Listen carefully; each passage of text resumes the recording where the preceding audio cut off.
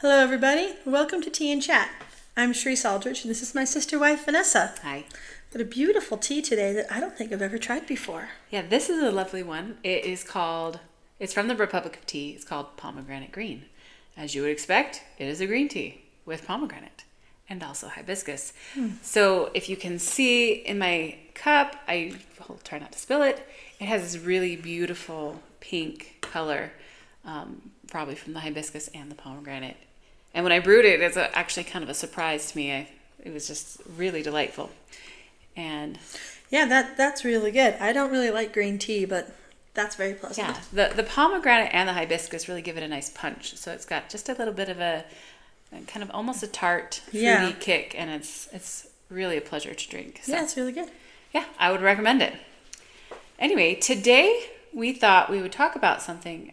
When people look at our family, they see two women, one husband, and it is different than what they're used to seeing. And they always wonder, like, how does it work in your family?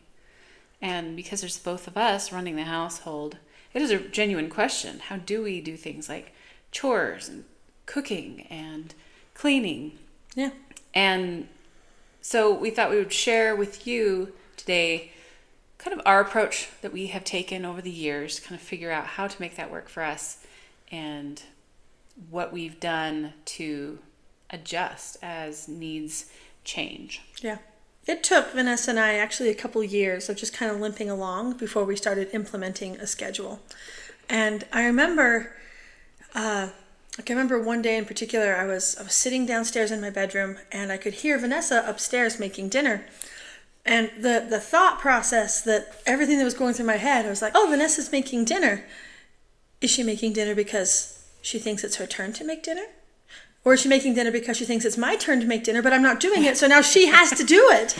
And it was just all this unnecessary stress. And does she need me to go help her make dinner? Right, and then you start being like, well, what does she feel about me? Well, I did clean the bathroom this morning, and so I made breakfast and lunch. I shouldn't have to make dinner too. So your mind goes through all these scenarios, trying to justify why you're not up there making dinner, and feeling like maybe I should still go in and check. And I mean, if she wants to make dinner, that's great. But what if she thinks I should be doing it and I'm not? And it was just so much unnecessary anxiety and emotion and thinking. So it was like, all right. I like to minimize the amount of thinking I have to do in a day. Yes. But it was like, all right, this is ridiculous. We need to put something in place so that we absolutely know what's expected of us and when it's okay to completely check out and do our own thing and when we need to show up for everybody. And so we started implementing different schedules, cooking schedules, cleaning schedules. And over the years, we've tried a lot. Tried a lot, and some of them have worked for like 3, 4, 5 years, and others have had to shift from month to month, sometimes day to day, just stuff comes up. Yeah. But at the end of the day, having clearly defined expectations and knowing when you have to show up. Right, because there's one thing to know there's two things. Knowing when you have to show up and do something, and then knowing that you don't have to show up and do something. Like, it frees my mind and my heart so much that it's like, whew, I know I don't have to go make dinner. I know I don't even have to offer to help. Like, she's got this. I am free. Yeah. And that is worth so much. Yeah, it's amazing. The amount of just peace that comes with, I can take some free time this evening. I don't have to show up. I could if I wanted to. I could offer to help, but I don't have to. It goes a long way. Yeah, it does. So I remember the first schedule that we really implemented that kind of stuck for a while is that whoever was not with Jeff that evening would make breakfast, and that just freed up each of us to be able to enjoy a more leisurely morning and not have to jump out of bed and get things going. And so if we wanted to go for a walk in the morning, I could go for a walk because Sharis was making breakfast, or vice versa. Yeah, if it was the weekend and Jeff got to sleep in, we could sleep in with him and just know that the and day will start without me. The kids are taken care of. And anybody who has little kids knows that they usually wake up very early. So it was nice to know that the kids are up, they're going to have breakfast. I don't have to do it. Yeah. So that worked for us for a while. It did. That was really nice. And during that time, too, I think we split the household chores fairly evenly. We didn't really have anything strict in place, but our kids were little, so it's not like they were any help. Well, yeah, I mean, that's when we started training them. Training little kids to do chores, that phase where it's like, this would go so much faster if I just did it by myself. Oh, yeah. But you have to start somewhere. You have to start training them, and it's definitely paid off now. What we do now is quite a bit different from what we've done then. Our kids are older, so they can handle a lot more responsibility. We have them on a chore rotation. Some of the kids have just outside chores, and some of the kids have inside chores. It just depends on their age and kind of what they're inclined to do. And then Sharis and I still alternate the cooking, though we're starting to have the kids help with that process. Yeah. Which has been really nice, actually. Like, it's Yeah. kind of surprising to see how capable they are and delightful. Yeah, no, it's really nice to be able to just sit in the living room and give occasional directions. All right, did you make sure you mix the dry ingredients first? All right, then just keep going. Good job. Yeah. So that's being really great. So right now, our current cooking schedule has recently changed. There was a while there where I was doing all of it, and Sharis was working out on the farm, and then... And making the bread. She always... Okay, Sharis has always made the bread. Bread is not my thing.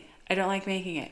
Sharis likes making it. She makes it with love. I don't. So, so Sharis has always made the bread and then run the farm. So Sharis started taking over breakfast because she was already up. She gets up really early, especially if she's going to milk the goats. And so it just made sense. She was already in the kitchen. My kids were morning people, and it was like, let's just get up. I'll just do breakfast. I'm up. I don't like to get up too early. Like, not super late, but I don't want to get up and socialize that early. So it worked out really well that Sharis, it made sense. She took over breakfast, and that was a relief to me. And then I would do lunch and dinner. And then after a while, when I started taking more hours at work, I wasn't there at lunchtime. So Sharis took over the lunches when I wasn't there, and I would do them when I came home or on the days that I was home. And then as your older boys have gotten older, they've been able to take over more of the responsibilities in the barnyard, kind of freeing up Sharis. Yeah, it's really nice. She's like, I think I want to make dinner again. Yeah. And I was more than happy to accommodate. Yeah, you're like, oh, if you insist. Yes. And so kind of where we're at now is that you still make breakfast. You'll make lunches when I'm not here. And then dinners, I'll cook dinners during the week, and then she'll cook on the weekend. And I'm sure that will change again very soon as we approach the new school season and just whatever else changes in our lives. Yeah. One of the things that we have found really, really helpful is sometimes when we're like, okay, something's got to change. This isn't quite working. We keep missing this, or I can't do this anymore because I'm not home. Then we'll go, okay, let's try. We come up with a plan. But we realize there's like a trial period where we're like, let's try it for like a week and see how we feel. So we'll try it out for a week, and we go, oh, that worked great. Or Sharis says, no way, I can't keep up with that. Or everything worked great up until this point. We need to shift this a little bit. So that's been something really helpful. When we come up with a new plan, we give ourselves permission to not stick to it after a trial period. Like if we try it our best for a certain period of time, and then we reconvene, talk about it, and decide if we want to stick with it or if we want to adjust it a little. And that's been really, really helpful, because that way when we're coming up in this idea phase, we don't have to feel like we have to pick the perfect idea, or else we're not bound to it yet. It has to prove itself to be functional. And then we've got the kids on a chore rotation, which has been nice. Yeah. The kids, they're getting quite a bit better than they used to. It actually does help offset our chore load instead of increase it as we try to teach them. They're really starting to appreciate the routine of having a schedule and knowing when they too have to show up and when they can just disappear and be fine. Yeah. I know that when we first got married, Jeff was kind of resistant to the idea of chore charts. He was like, no, chore charts don't work. We tried it. Sharis in particular, you're like, yes, they do. I had them all growing up. Chore charts work. You can't say chore chart doesn't work. It's a piece of paper. It only works if you apply it in your life. And that's what it is. It's not that chore charts do or don't do anything. They just outline something, like a map. But if you adhere to them, they're great because they do the thinking. if you don't stick to them, it doesn't matter what kind of chart, what kind of plan you have in place, it Yep. won't matter. Yep, doesn't matter how perfect it is. If you don't apply it, it means nothing. Right. And over the years, we've been able to really do that. Like I said earlier, like knowing when you don't have to show up is just as valuable as knowing when you have to show up and do something. Yeah. And it gives us back, one, all the time of worrying and thinking, Overthinking. Yeah. And then it gives us the time that's like, okay, I'm done. I fulfilled what I'm required to do. I'm going to go read a book.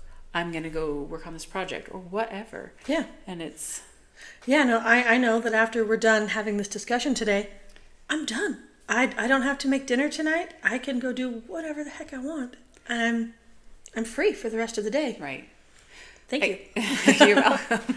And then there are times when, like, you know, best laid plans don't work out. And then that's where we have to communicate with each other. Like, okay, I know I'm supposed to make dinner tonight, but I've had something come up. I have been invited to attend an event or whatever. Yeah. And then, you know, we try to have each other's back. So Yeah. if I need her to make dinner for me, it's great. She's always willing. And then I'm happy to return the favor as well. So a lot of the stuff that we do in a day is like anybody else. You got to cook, you got to clean, you got to do laundry. But it's been really nice to have help in that. So yeah, everyone needs dinner every stinking night. I don't have to do it every stinking night.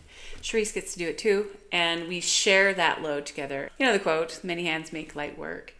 I'll just say this. It's just so nice to have help in doing the daily chores. Yeah, the mundane. You get a break from the mundane. Mm-hmm.